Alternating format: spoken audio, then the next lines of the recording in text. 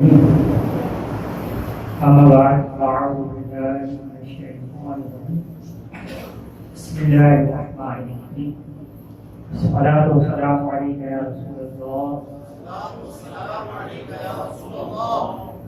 وعلى آلك وأصحابك يا رسول الله الصلاة والسلام عليك يا رسول الله وعلى آلك وأصحابك يا رسول الله نويت سنة الاعتكاف نگاہ کی کے توجہ کے ساتھ میں آپ سنی کہ لاپرواہی کے ساتھ سننے سے اس کی برکت ضائع ہونے کا اندیشہ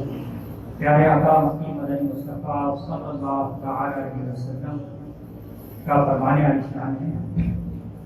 جس نے اس پر ایک بار حضور پاک بھیجا تھا اس پر 10 رحمتیں نازل فرماتا ہے سبحان اللہ صلو علی الحبیب صلی اللہ علیہ وسلم پیارے الحمدللہ آج ماہ رمضان 1447 تھی 27ویں شب اور ہو سکتا ہے کہ آج لیلۃ القدر شب قدر کی مبارک رات بھی اس رات کے بارے میں بار ہم سنتے ہیں کہ یہ وہ مبارک رات ہے اس رات جو اللہ پاک کی عبادت کرتا ہے اسے اللہ پاک 1000 بندوں سے بھی زیادہ عبادت کا ثواب عطا فرماتا ہے۔ یہ وہ مبارک رات ہے جس رات حضرت جبرائیل علیہ السلام اپنے 2 پر کھولتے ہیں۔ روایتوں میں آتا ہے کہ آپ کے 100 پر اس میں سے صرف 2 پر کھولتے ہیں، ایک مشرق تک جاتا ہے اور ایک مغرب تک جاتا ہے۔ پھر حضرت جبرائیل علیہ السلام فرشتوں سے فرماتے ہیں اے فرشتوں آج کی رات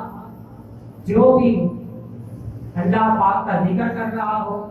اللہ پاک کی عبادت کر رہا ہو، جاؤ اور جا کر ان سے مصافحہ کرو۔ حضور صلی اللہ علیہ وسلم نے فرمایا جیسے ماں اپنے بچوں کو پہچانتی ہے،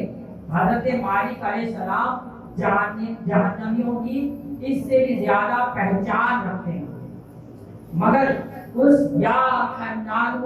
یا منان پکارنے والے کو تلاش نہ کر سکیں۔ واپس آ کر کہیں گے جبرائیل جہنم نے ابھی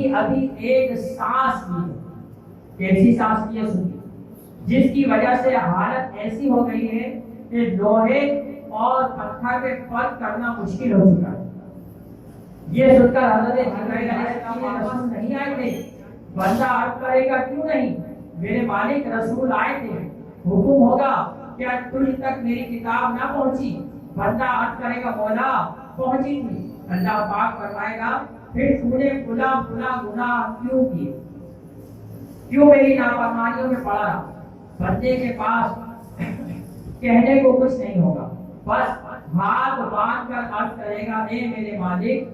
میں نے خود پر ظلم کیے، گناہ کر کے اپنی جان کو جہنم کا حقدار بناتا رہا۔ اے رب حنان و منان، اے رب حنان و منان، اے رب حنان و منان، میں اپنے گناہوں کے سبب 1000 سال تک جہنم میں رہا، اس کے باوجود تیری رحمت سے امید نہیں توڑی، میری پکار سن لی جائے گی، تیری رحمت جوش پر آئے گی، اس امید پر میں تجھے پکارتا رہا۔ اے میرے عظمت والے رب، اے فضل فرمانے والے رب، اب فضل فرمایا ہی ہے، جہنم سے نکال ہی لیا ہے تو مجھ پر رحم فرما، محض اپنی رحمت کے صدقے میری بخشش فرما دے۔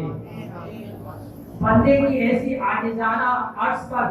رحمت الہی جوش پر آئی، حکم ہوگا اشہدوا یا ملائکتی بانی رحمتہ، اے میرے فرشتوں گواہ ہو جاؤ میں نے اس پر رحم فرمایا اور اسے بخش دیا۔ فضل کر رحم کر تو عطا کر، معاف اے خدا ہر خطا کر، واسطہ پنج تنے پاک کا ہے، یا خدا میری تجھ سے دعا ہے، عفو و رحمت کا بخشش کا سائل ہوں نہایت گناہ گار و غافل، میرا سب حال تجھ پر کھلا ہے، یا خدا میری تجھ سے دعا ہے، مجھ خطا کار پر بھی عطا کر، بے سبب بخش دے رب اکبر، مجھ کو دوزخ سے ڈر لگ رہا ہے، یا خدا میری تجھ سے دعا ہے، یا خدا ماہ رمضان کے صدقے مولا اللہ ماہ رمضان کے صدقے سچی توبہ کی توفیق دے دے اللہ، ماہ رمضان کے صدقے سچی توبہ کی توفیق دے دے یا اللہ، ماہ رمضان کے صدقے سچی توبہ کی توفیق دے دے، نیک بن جاؤ مولا، نیک بن جاؤ جی چاہتا ہے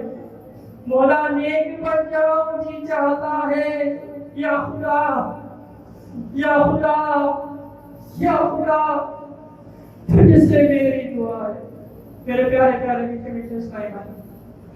ابھی جو ہم نے حدیث پاک سنی، اس سے ہمیں بہت کچھ سیکھنے کو ملتا ہے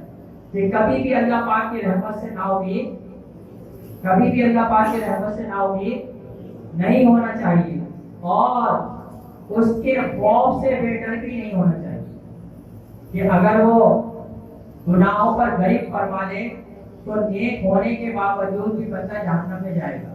کہ ایک گناہ ساری زندگی نیکیاں کرتا ہے، لیکن اگر اللہ پاک نے ایک گناہ پر بھی غریب فرما لی تو وہ نیکوکار بھی جہنم میں جا سکتا ہے۔ حدیث پاک ہم نے سنی ہوگی کہ بعض مسلمان ایسے بھی ہوں گے کہ وہ جہنم میں جائیں گے،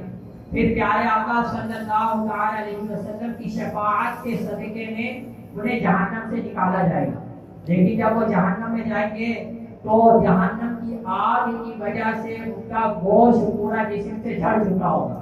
ہڈیوں کا ڈھانچہ رہ جائے گا، ایسی صورت میں اللہ پاک انہیں پھر نکالے گا اور ایک نہر ہے جنت میں، اس نہر میں غوطہ دیا جائے گا تو پھر ان کا گوشت صحیح ہو کر واپس آ جائے گا، لیکن